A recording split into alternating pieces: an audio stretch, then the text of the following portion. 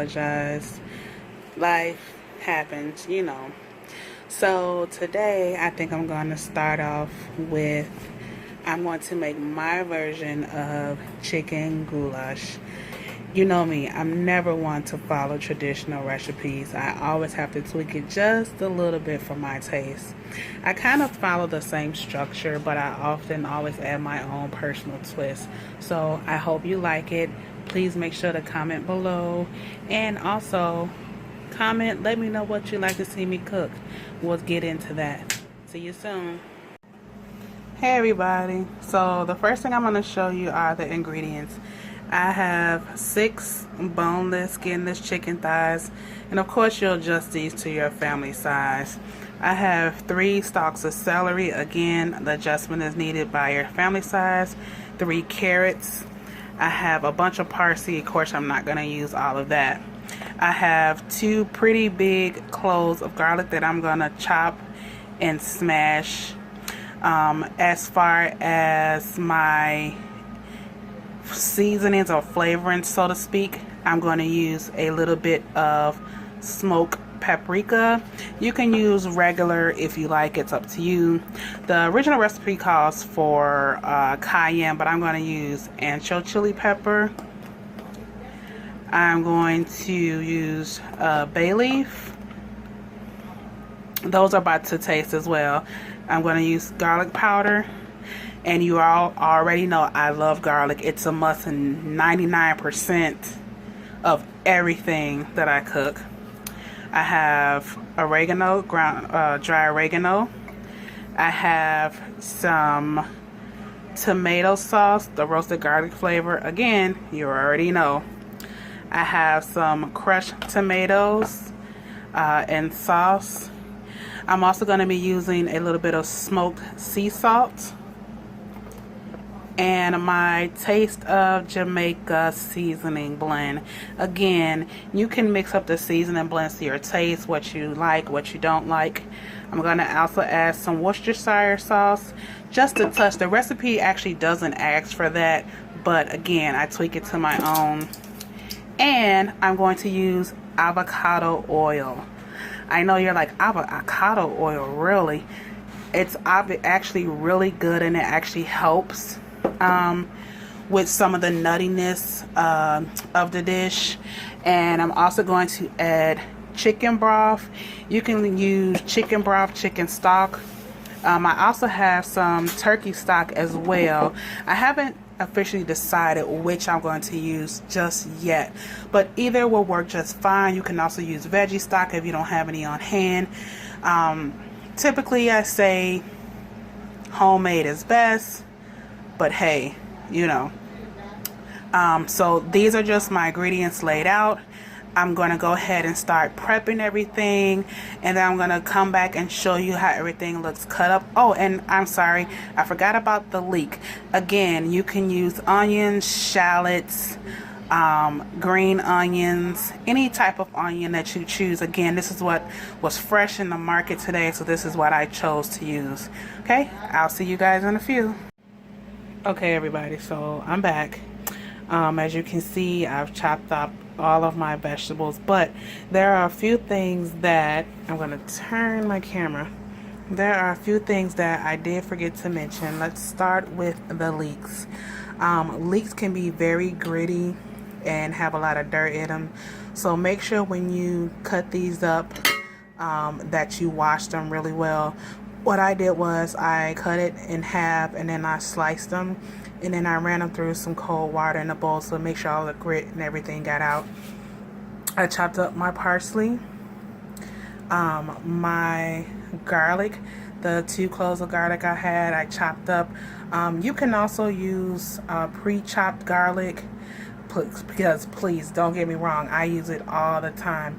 It's fast, it's quick, and it's convenient, but sometimes depending on the type of dish that you're making, and if you have a little bit more time, fresh is better, because you can control how big or small you want the garlic chopped. There are also some other variations I made to the dish. Like I said, I take a dish and I follow my own structure. My kids, if they see the vegetables, they'll pick them out. The recipe asks for the vegetables to be sliced. As you can see, I diced them. My hands are clean, guys. I diced them instead of slicing them. This way they can cook down softer and more so melt into the dish. So we have all our veggies chopped. The next step is we're going to start prepping the meat, and then we're going to put this together. Thank you. Okay, so now we're seasoning the chicken. The boneless, skinless thighs. I just put a little bit. I put the smoked salt, a little bit of the Jamaica, pepper Jamaica, and a little bit of roasted herb and garlic. We're going to put these in the pan, season side down.